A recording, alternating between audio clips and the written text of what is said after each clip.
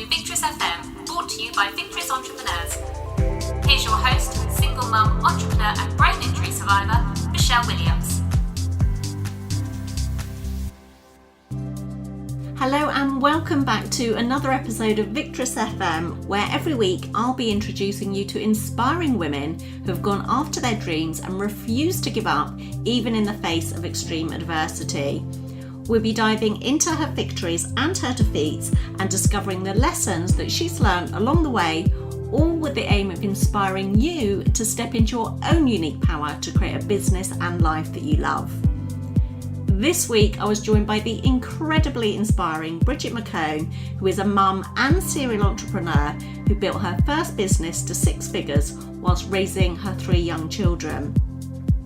Bridget's life then took a terrifying and devastating turn in December 2016 when she suddenly suffered a life-threatening bleed on the brain which resulted in a stroke. Since then, Bridget has had to learn to rebuild her life and find new purpose and direction, which she is doing through her new business, Embracing Calm, which offers healthy retreats for busy mums and frazzled female entrepreneurs.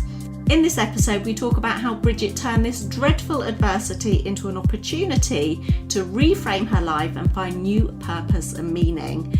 And she's doing this by helping other women to take time out from their busy lives to prioritise their own health and well-being. Bridget has such an important message to share and her story is so inspiring. So I hope that you enjoy this interview as much as I did. Hello and welcome so much today, Bridget, to Victress FM. I'm so delighted that you could join us. Thank you, Michelle. Thank you for having me. It's a delight to be here.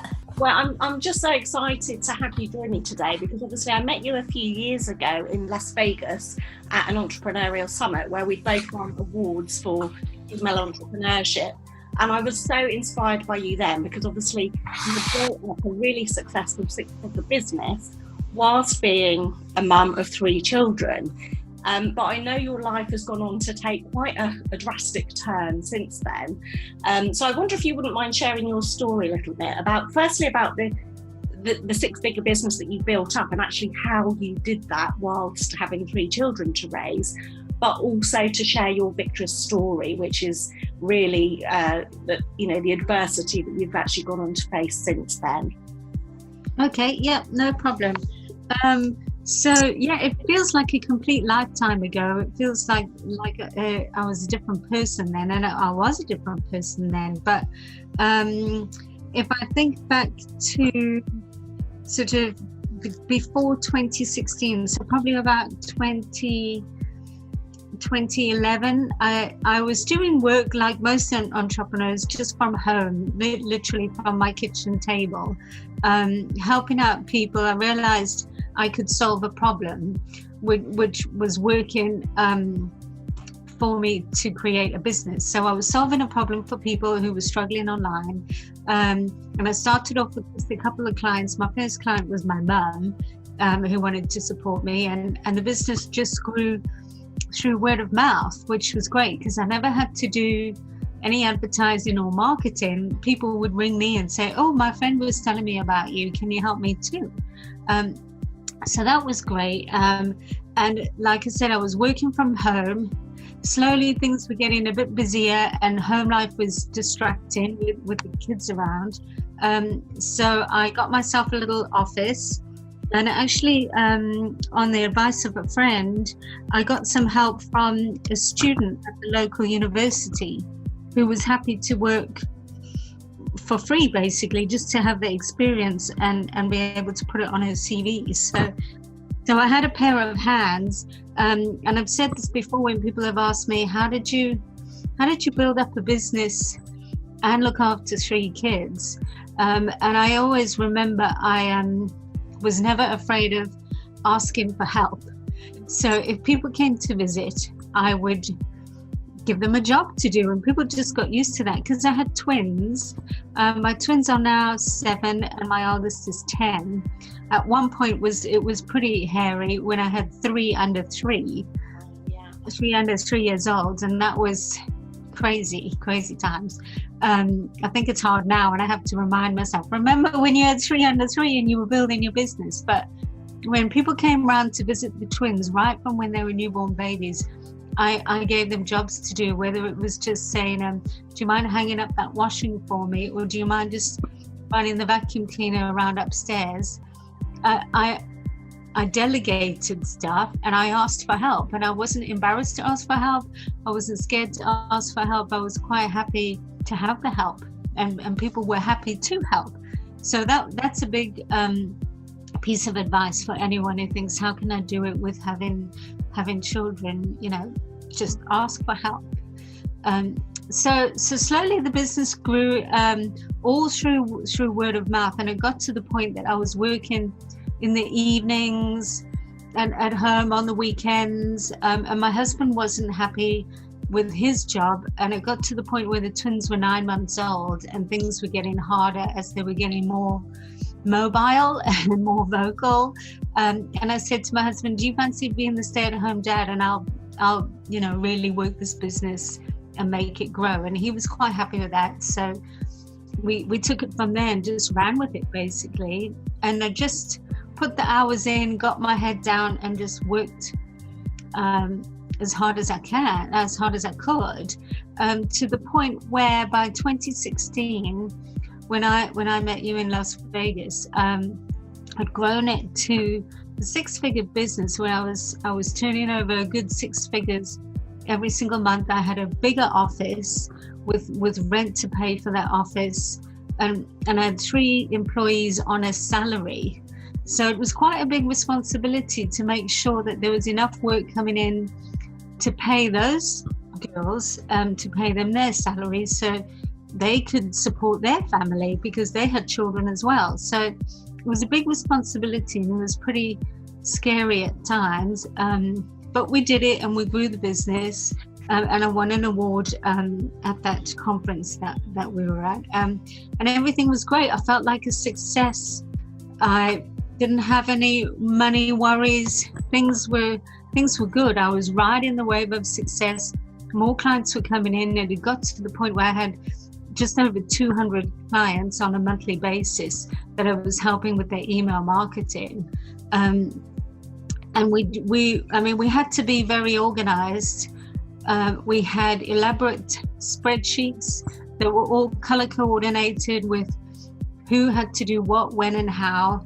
And from raising twins, I knew how to be organized, and how being organized and having structure made things work. Because with raising the twins, we had to have a structure to the day, to their routines, else everything just went horribly wrong. And we still have a lot of structure in our lives even now, because it's kind of what works for us. Yeah. So yeah, it was all going well. 2016, life was great. It was busy, and I was running around like crazy. I was so dedicated to my job when I look back now. And I'm proud of that. I was dedicated, and I'd grown a business to be proud of. And I was supporting 3 other people with, giving them an income. But I was, on the flip side of that, the sacrifices I had to make. I was working weekends. I was glued to my phone. I was multitasking like there was no tomorrow. I was always replying to emails, replying to text messages. My clients could contact me on every form of social media, WhatsApp, texting, Facebook Messenger. They got me anywhere and everywhere, and I was at their beck and call, and I dealt with it. So I was busy a lot of the time, and I was always sort of running around from one thing to the next, whether it was dropping the kids off at school, dashing off to the office, dashing to a meeting, doing a quick webinar, busy. It never seemed to stop. We never took holidays, we never took weekends away. It was all work, until it came to the point where I think my body just said, enough's enough. You need a break. And I had a massive headache on a night out with some friends, and it was just not going away. And I felt like my head, when I describe it to people, I felt like my head was going to explode. And I'd had headaches before, I'd had migraines before, and tension headaches, that sort of thing, but this just felt completely different. And I remember just thinking, my head's going to explode, something's not right here. To cut that long story short, because I was in and out of hospital, I ended up having a bleed on the brain, which I didn't realize was a stroke until the doctor woke me up and said, "You've had a stroke." And I was like, "Oh, strokes are for 70-year-olds. I'm only 41. I couldn't have had a stroke." But I did. And I was in hospital and I was paralyzed down the left-hand side, couldn't lift my arm, couldn't walk, couldn't move. They had to use a hoist to get me in and out of bed, using a wheelchair, all the kind of stuff you associate with a stroke. That's what I had. And life just pretty much came tumbling down after that and crashed into a big puddle of mess. It was pretty scary. You've got a similar story to me, because obviously I had a bleed on the brain, as you know, and it was a brain hemorrhage. And it's kind of like, you know, 1 minute you were riding high on the waves of success, and then this devastating thing happened. And obviously, you know, this show is all about celebrating women's triumph over adversity. And what I hope to do here is really inspire women that we all have the choice to decide whether we want to be the victim or victress of our own lives. Because obviously, you know, as you're going to go on to explain, I know things really changed for you. They had to. But I'm so inspired by what you're now doing, because of course your life and your business has had to pivot because of what's happened to you. So I wonder if you don't mind sharing how that, you know, that awful life-changing event has actually taken you on the path that you're now on, and just share a little bit. Okay. Yeah, sure. Yeah. So like I said, I was the typical busy working women, whether you're a mum or not. You know, you have to look after your house, look after your family, be a good daughter, be a good sister. Sometimes I'd say I wore my busy badge with pride. It was like wearing a busy badge. Look at me, I'm doing all of this. I was running around like crazy. And after spending a week in hospital, and then the month of January, I pretty much spent the entire month learning how to do the basics again, learning how to walk again, learning how to talk again, how to type on a computer, how to do simple stuff like use a knife and fork. It really made me change my whole outlook on life. And I had days when I thought, oh, this is terrible, I wish I could just go back to normal. I wish I could go back to the old me. And my occupational therapist, Sally, she was amazing. She gave me a book on mindfulness. And I also read a book that I was recommended called Light is the New Black. I'm actually reading it for the second time. And it really inspired me to create a new life for myself, rather than thinking about everything as it was before and wishing I could be like I was before. I thought, loads of people in the world wish they could change their life. My life has changed, so I can change myself and just create a better version of me, just create a new Bridget and not be like the old Bridget. Now's my chance just to create a new me, because our life is not the same anymore. I have to depend on people differently. I have to learn things differently. I couldn't drive. I was struggling with my vision. How I managed to read 2 books, I've got no idea. When I think about it now, I read every night. I read my mindfulness book, and this Light is the New Black. But I had such bad problems with my eyesight.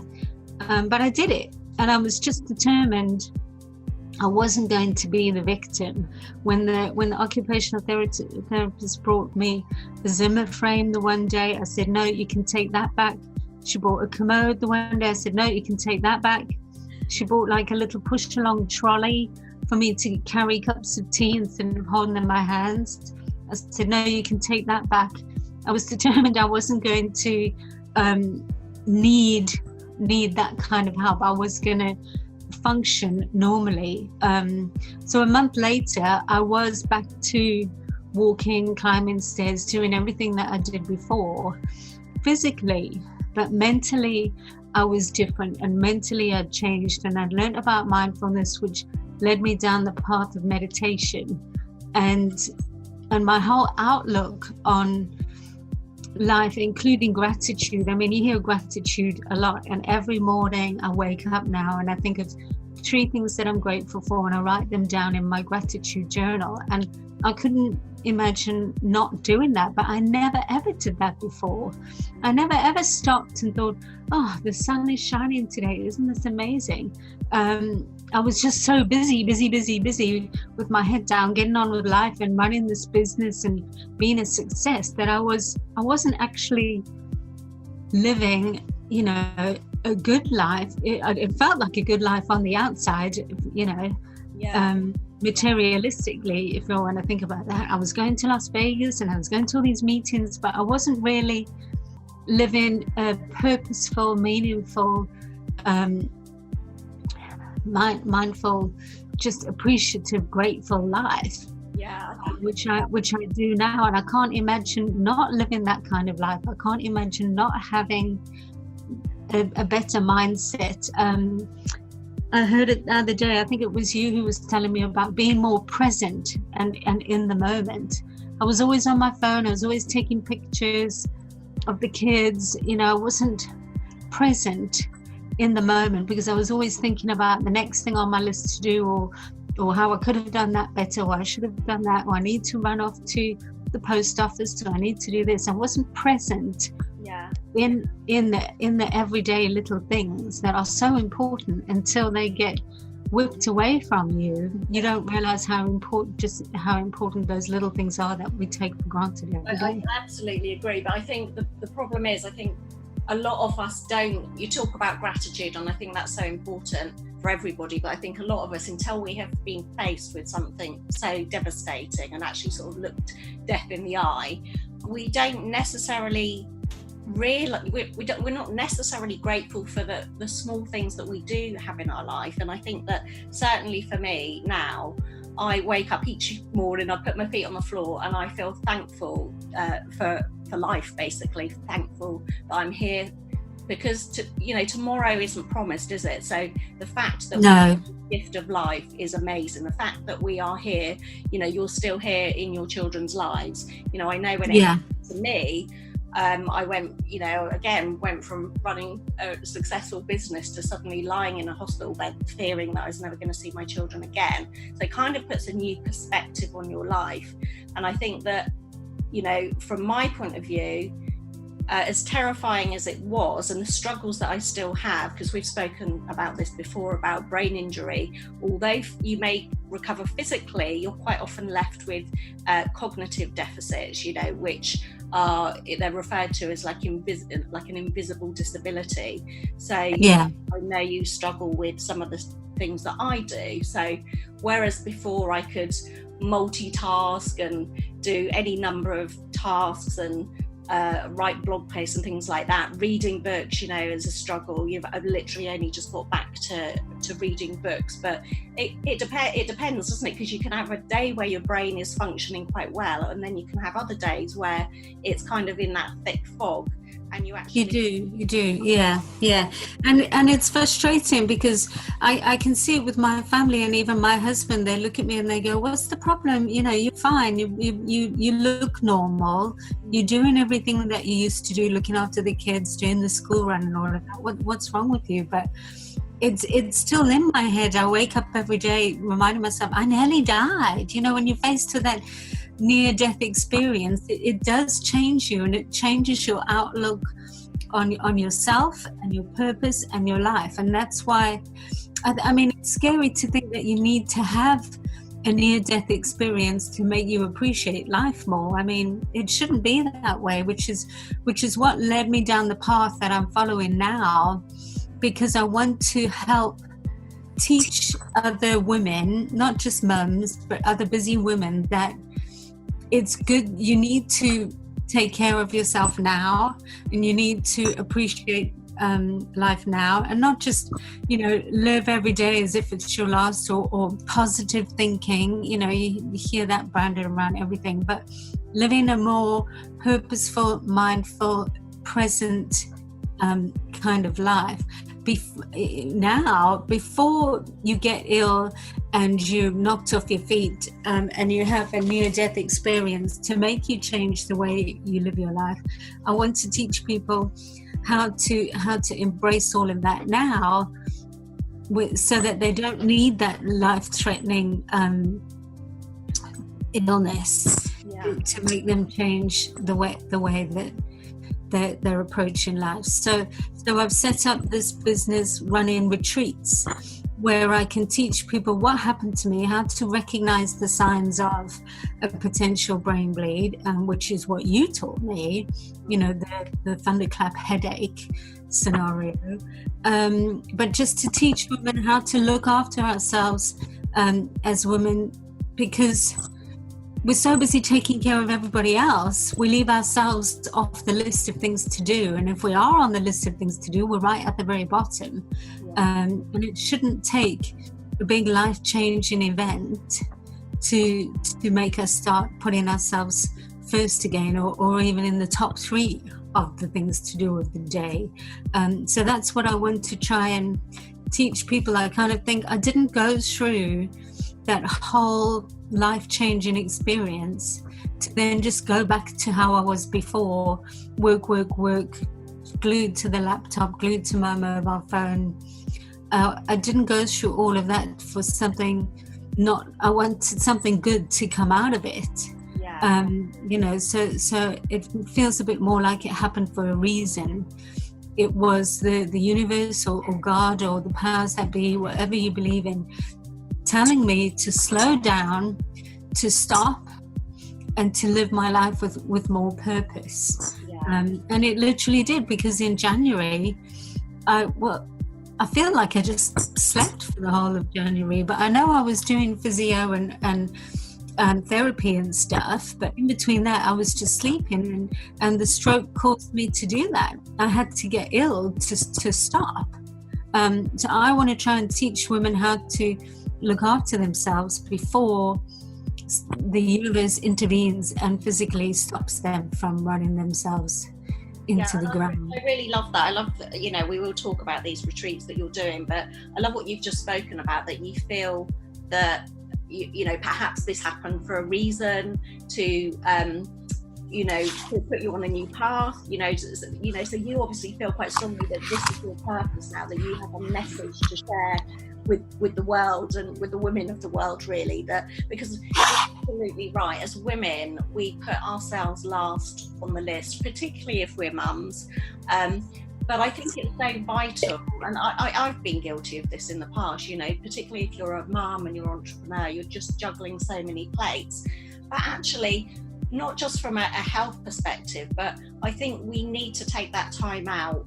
One, because it's good for our brains, it will give us more creative thinking. So I think it will actually help, if we are business women, it will help us in that respect. But also having that time out, I think it will enrich our lives in so many other ways, our relationships, our friendships, and all of those things. So yeah, if you could just tell us, a little bit about these retreats that you're setting up, because they sound amazing. What's going to be happening at these events, and how do you feel that these are really going to help and add value to women's lives, and also who are they for? Okay. I just want to touch on something you mentioned a minute ago about things happening for a reason, and I read a saying back in that January when I was recovering: things happen for you, not to you. And I hear it all the time. I hear my sister and my friends saying, oh, why has this happened to me? Why has this happened to me? Why has this happened to me? And I say, it's not happening to you, it's happening for you. So whether it's a divorce or being made redundant from your corporate career or an illness in the family, it's happening for you. Learn more about yourself, or to learn more about life, or to learn more about something more purposeful. So I genuinely believe that things happen for you, not to you. But as far as the retreats go, the main thing I want to cover in the retreats is meditation and mindfulness. Mindfulness is talked about a lot, and meditation is talked about a lot. But the more people I'm talking to, the more I hear people say, "Oh, I'd love to meditate, but I just don't have time," or I don't know where to start, or I don't know how to meditate.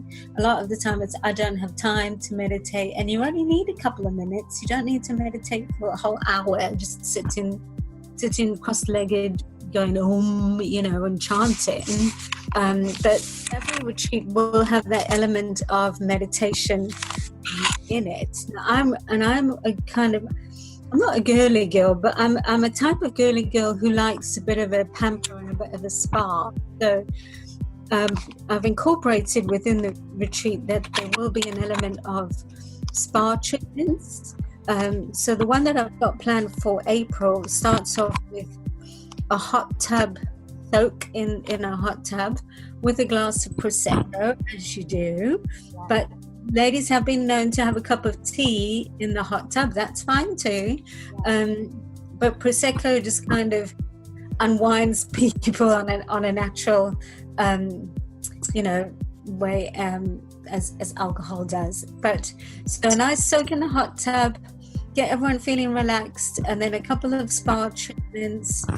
And then when everyone's completely relaxed and let go of all the tension from the day or from the week, then we have a meditation session, which might only take sort of half an hour. And then there's a 5-course tapas kind of meal. I mean, the food is divine. It's the lady who does the food is a qualified chef, and she's amazing. So there's a lovely meal, with lots of little tea lights and candlelight, gorgeous flowers, all the things that women appreciate and enjoy. And then in between the different courses, we'll just explore and talk a bit more about mindfulness and what that actually means. And mindfulness when it comes to eating as well, because as busy entrepreneurs, we rush around, we grab a bite to eat in between meetings or emails, and are we actually eating mindfully and appreciating the food that we have and what we're fueling our bodies with? So that's the basic outline of this retreat. Some retreats will be a bit different. I've got a thing about being by the sea. So some of them will be doing some walking on the beach, yoga on the beach. I've also got a bit of a love for the forest. So I'll be running a retreat where we're in a forest. And I drive my kids crazy because whenever we go to a forest or the woods, we do a lot of tree hugging, which my husband thinks is just hilarious. But there's something magical about hugging a tree. Please don't think I've gone completely crazy. Well, I completely relate to you. And first of all, I'd like to say that I obviously, since I've started Victress FM, I've been interviewing some amazingly inspiring women, female entrepreneurs, and I would say that 99.9% of them have all cited a couple of things that we've already spoken about, that they are part of their daily ritual, and that is gratitude and meditation. Gratitude, because I think if you start your day with gratitude, thinking of the things that that you are grateful for, you start your day with positivity, which obviously is, I think, so important that you start your day with the right frame of course, yeah. But also meditation, it's been proven, how beneficial that is, for your health and your well-being. But you're right. I think a lot of people don't factor in the time to do it, myself included. Also, people don't know how to do it, myself included. So I wonder if you can give us some tips on that, because I know loads of really successful female entrepreneurs start their day and they end their day with meditation. So I wonder if you could give us some tips on that.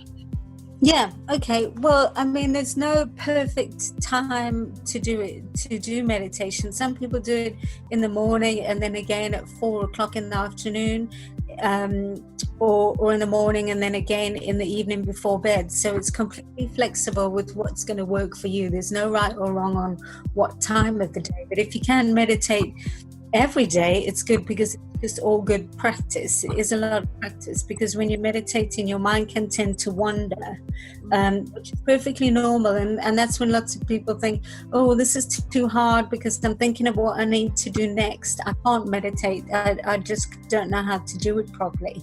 The best thing that I've found, and my biggest tip, would be to use a guided meditation to help you get started. So a guided meditation means that there's somebody speaking, just telling you what to do and telling you what to think about, or telling you what not to think about, and reminding you about your breathing and things like that. So I use an app called Calm, just CALM, Calm, and there's loads of guided meditations on there with different sorts of themes. Some of them are guided meditations to relieve stress, or to increase productivity, or to increase happiness, or reduce worry, anxiety. So you can pick the sort of theme, but you can also pick your length of time. If you've only got 3 minutes, you can meditate for 3 minutes. If you've got half an hour, you can meditate for half an hour. So I use the guided meditations in the app called Calm. I mean, there's loads of different ones, but I recommend Calm because it's just my favorite. And there's loads of different scenes that you can put, like a background scene of a sunset or the ocean or a trickling river or a waterfall, or even the rain. I love just listening to the rain. Sometimes when my kids can't sleep, I'll put the background scene on so that they can hear the rain, or they can hear the birds tweeting on the app. So it's very calming and relaxing. And then once you've done the guided meditations for a while, and you get better at sort of zoning in on just that one thing, focusing on, rather than your mind wandering, then you can run your own meditations however you want, and just have 10 minutes of complete peace and quiet, where you're not thinking about anything. You're just in the peace and quiet, in like a white space, so to speak, with no distraction. So sometimes I do meditating when I'm stuck in traffic in the car, and it's more of a breathing exercise. I do this breathing that I've learned on the app, so I don't need the app to help me with that, because I've done it so many times.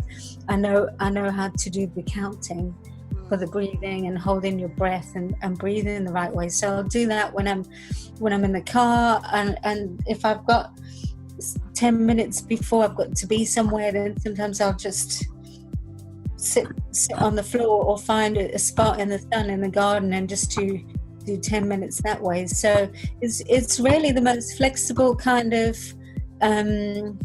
therapy, I guess you could call it, that you can ask for, because you don't have to be in a specific place.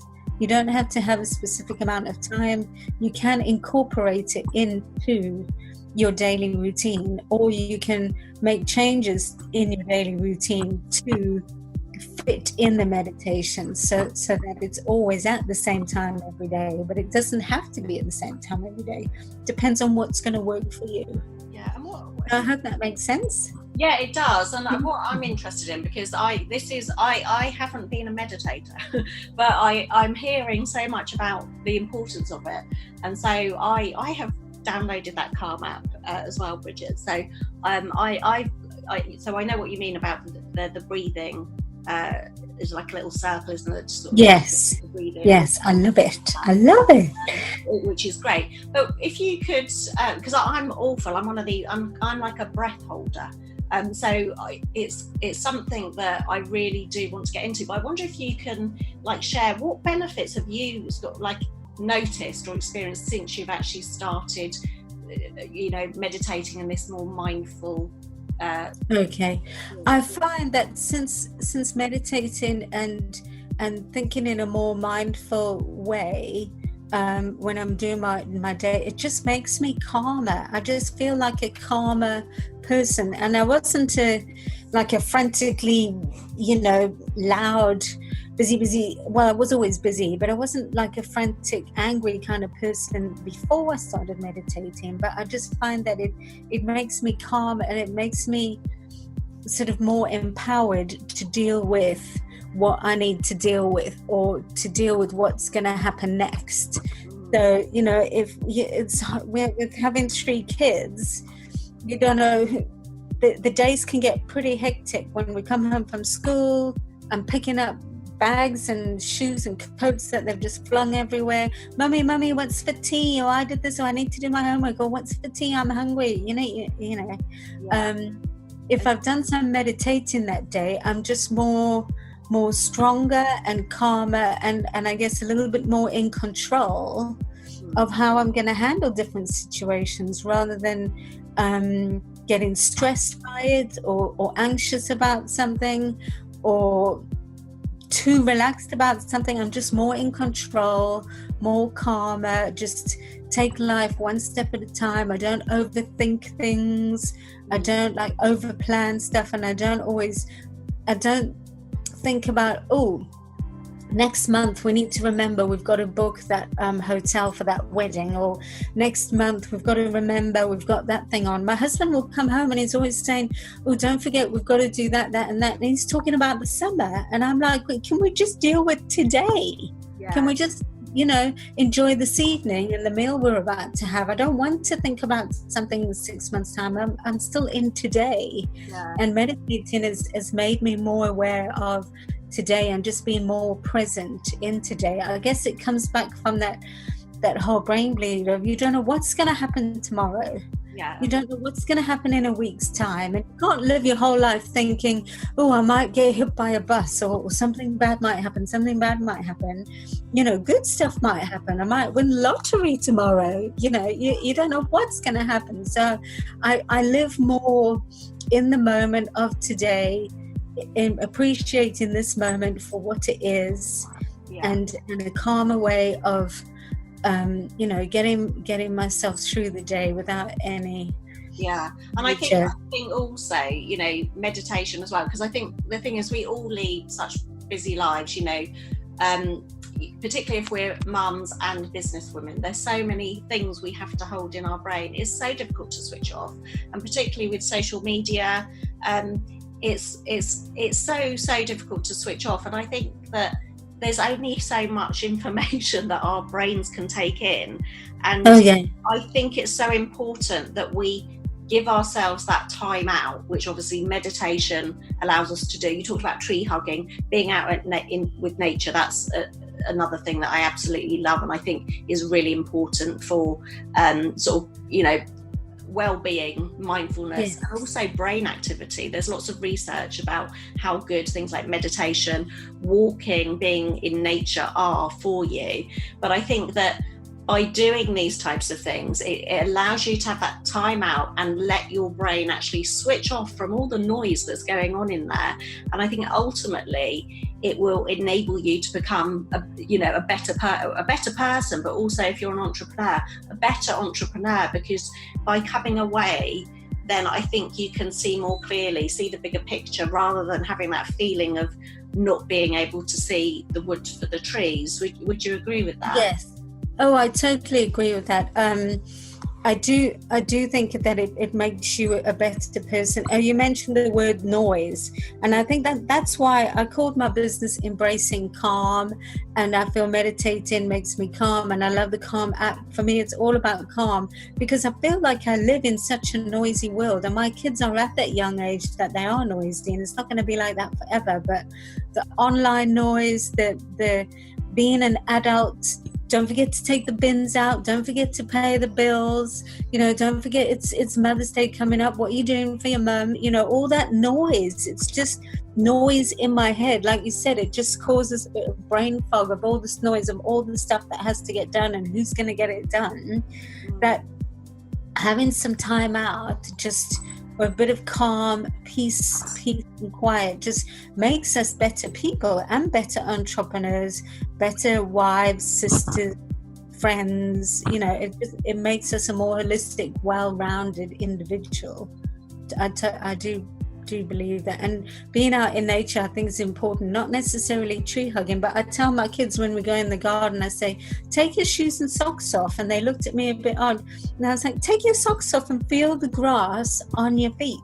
Feel the mud. Is it cold? Is it wet? Is it warm? Is it spiky? You know, are there stones?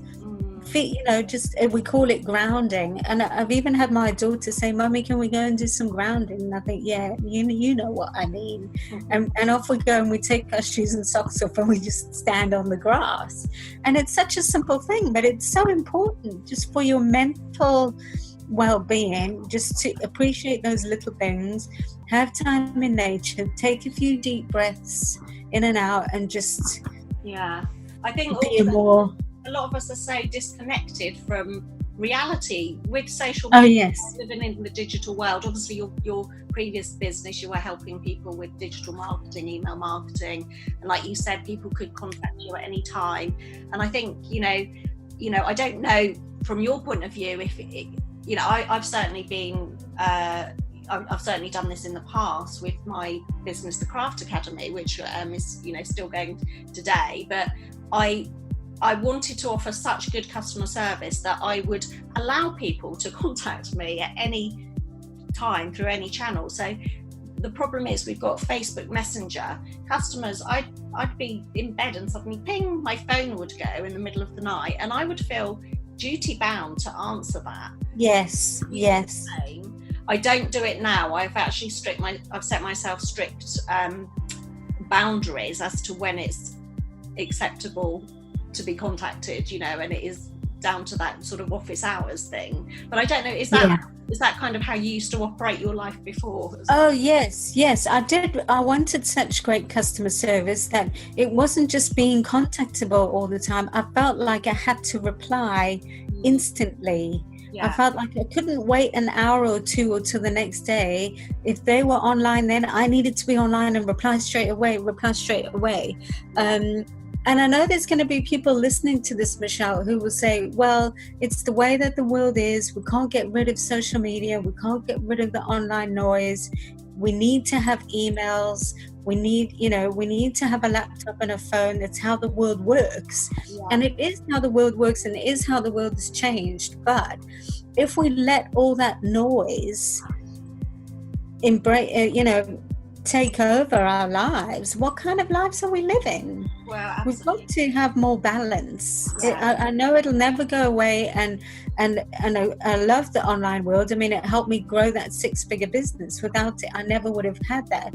Without being able to contact people through Facebook and WhatsApp and everything else, the communication that I have with people wouldn't be the same, without it. So I value and I appreciate it, but I'm never going to let it take over my functioning, my daily function like it did before, because it was not good for me and my health. And I wasn't saying I was stressed, but I wasn't looking after myself. And I was listening to a podcast from another lady who's got a great book, Rachel Hollis.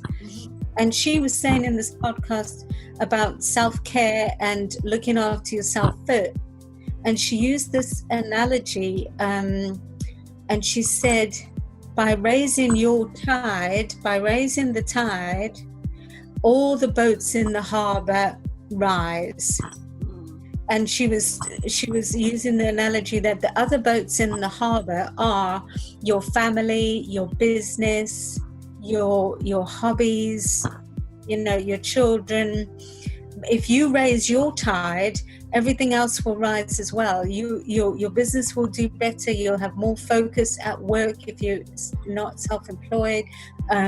You'll be a better mum to your kids, a better daughter to your parents, etc., etc. Because when you're operating at a higher frequency, with better energy and with positive energy in your mind and in your body, then everything around you will absorb that and raise up their frequency as well.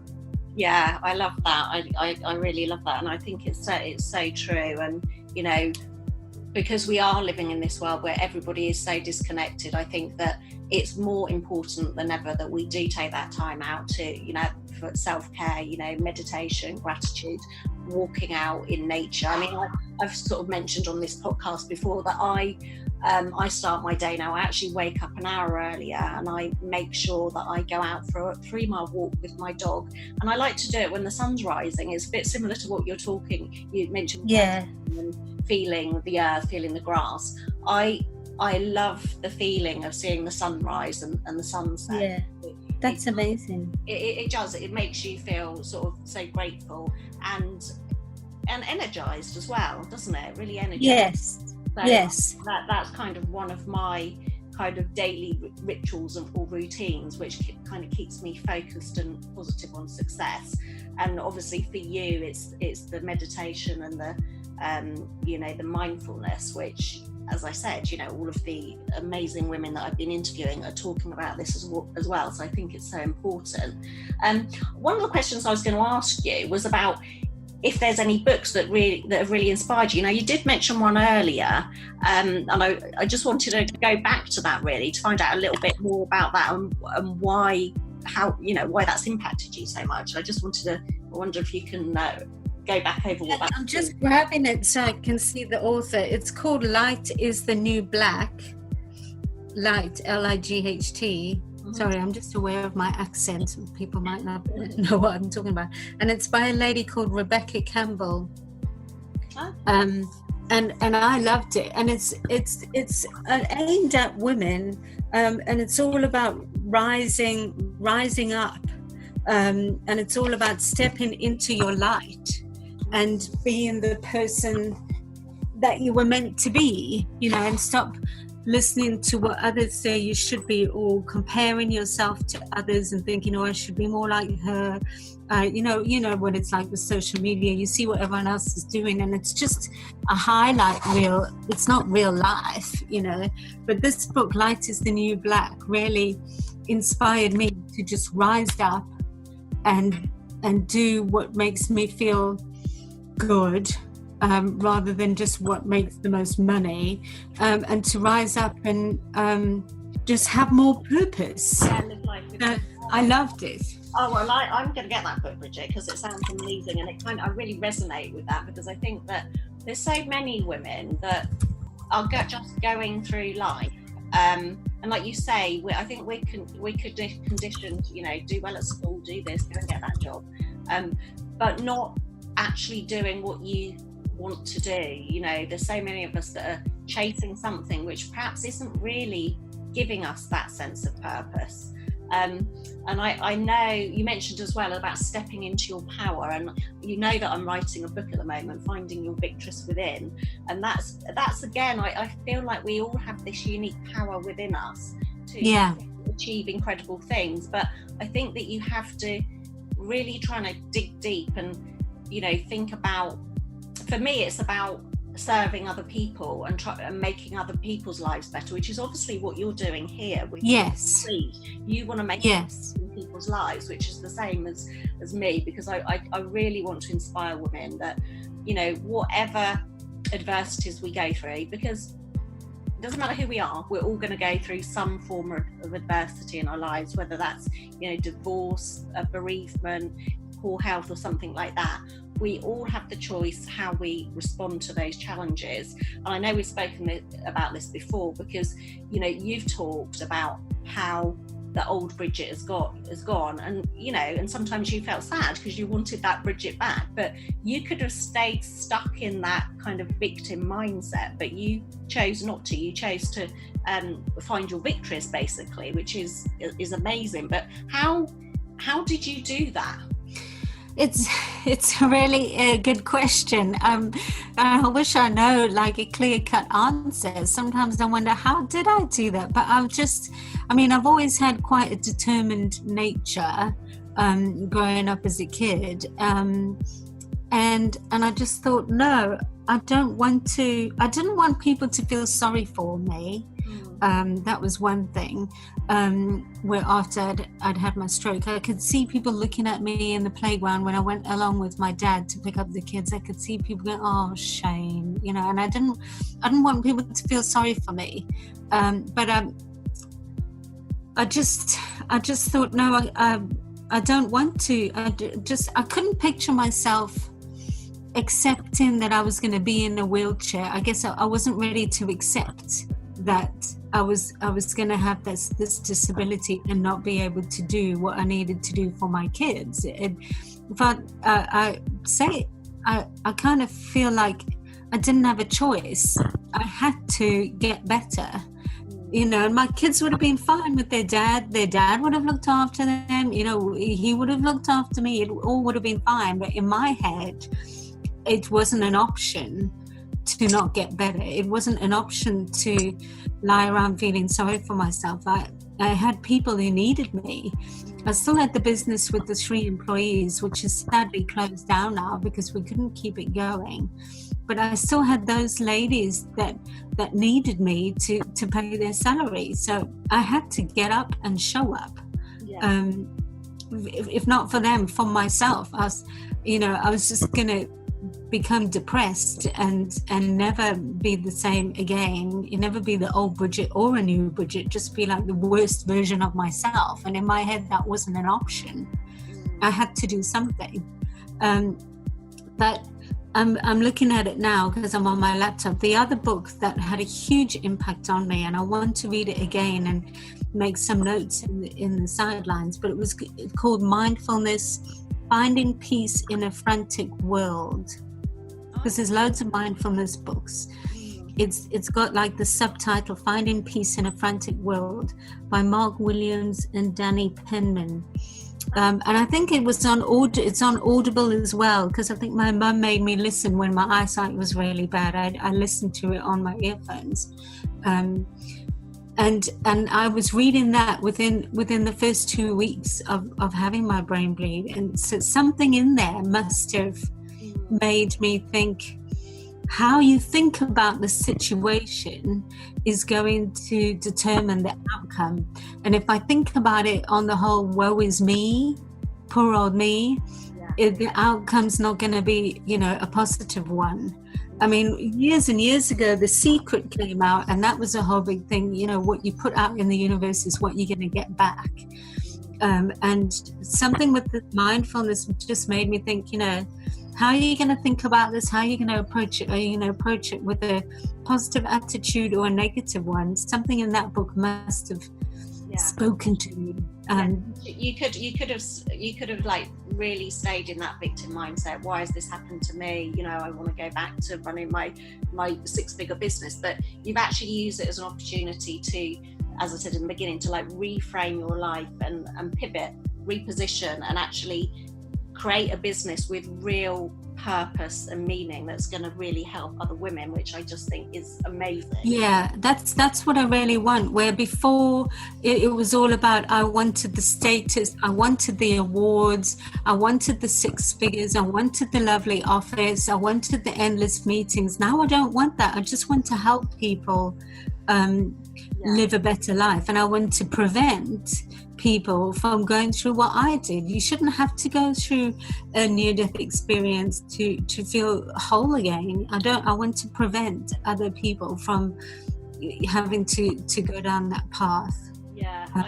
So my priorities have all changed, and I was helping people before, but as I was helping people with their online marketing, which is not really changing the world or doing any hugely great. I mean, they were grateful for it, and I saved them a lot of time by doing a lot of their marketing for them, but it wasn't really making a difference in people's lives. And that's what I want to do now, is for somebody to say, thanks to you, I'm happier in my relationship, or thanks to that retreat, I'm calmer with my children. I love it. And I mean, we're going to have to draw to a close quite soon. I just want to ask you, there's one more big question that I want to ask you before we do go, and that is, if you, in light of everything that you've been through, if you could go back and give your younger self a really good piece of advice, what would it be? Oh, um, lots of things. But I would say a big one would be to slow down, just to slow down. I was always in a rush. I always wanted more, or I wanted the next best thing, or I wanted tomorrow or next week or a month's time. Just, I would tell myself to slow down. It'll all come when it's meant to come, and everything will happen when it's the right time for it to happen. But just slow down, because when you slow down, you can appreciate the sun on your back, the birds chirping outside, the feel of nature around you. When you slow down, you have time to see all of that. Whereas if you're going too fast, you're gonna miss it all. Yeah, absolutely. And I know we've spoken about this before. I can't actually remember the quote. I don't know if it's a quote or a saying that you told me about. Pouring from a full cup or something. What was that? Yeah, but that's all to do with the self-care. When people say, oh, what's the point in self-care? Then there's the saying, you can't pour from an empty cup, or you can't pour from an empty jug. So you yourself being the jug, if you're not full, you can't give to others if you haven't given to yourself. Yeah. So you fill up your own cup first, and then you can pour out to others that need a drink of what you've got. But you can't pour from an empty jug. Oh, I do. I love that. I wanted to bring that up because I know you said it to me before, and it really resonated with me. So thank you for that. Good. Good. I just wanted to ask, if people want to find out more about you and your amazing, inspiring story, and also these amazing retreats that you're offering, how can they find out more about you and what you're doing, Bridget? Oh, that would be amazing, because I'd love to meet all these Victresses that are out there and shake hands with them all and hug them all. So I haven't quite got a website yet, because I'm trying to take things slowly. So I've got a Facebook business page, which I'm using as my first sort of port of call for people to find the retreats. So the Facebook business page is called Embracing Calm, and all the different retreats are there in the events section, and I post on there about mindfulness and stuff. As people can look me up as a person, Bridget McKone. I'm on Instagram as well, just as Bridget McKone. There's only one of me. As the Facebook business page, Embracing Calm. Brilliant. Okay, well, I'll make sure that we do put links to that in the show notes, and also on the Victress Entrepreneurs website, where we're embedding this podcast episode as well. But I just want to, first of all, wish you the best of success with these retreats, because they sound amazing. I absolutely love what you're doing. I think you are the true definition of a Victress for everything that you have achieved before, and everything you've gone through, and everything that I know that you're going to go on to achieve. And I want to thank you so much for joining us today, Bridget. I really appreciate it. Thank you, Michelle. You're welcome. Thank you for asking me. I feel proud. I feel proud to know you, and I'm really impressed. I wish you all the best with the Victress entrepreneur side of things. I know you're going to be a success with that, because, well, you're a very clever lady. But thank you for having me. Oh, thank you so much, Bridget, and I will speak to you again very soon. Bye-bye for now. Yes. Bye. And to you, our wonderful Victress FM listeners, I hope that you've enjoyed this interview with Bridget as much as I have. Don't forget, if you want to find out more about Bridget and her Embracing Calm retreats, please either check out the show notes or head over to victressentrepreneurs.com, where all of our podcast guests are featured on our website.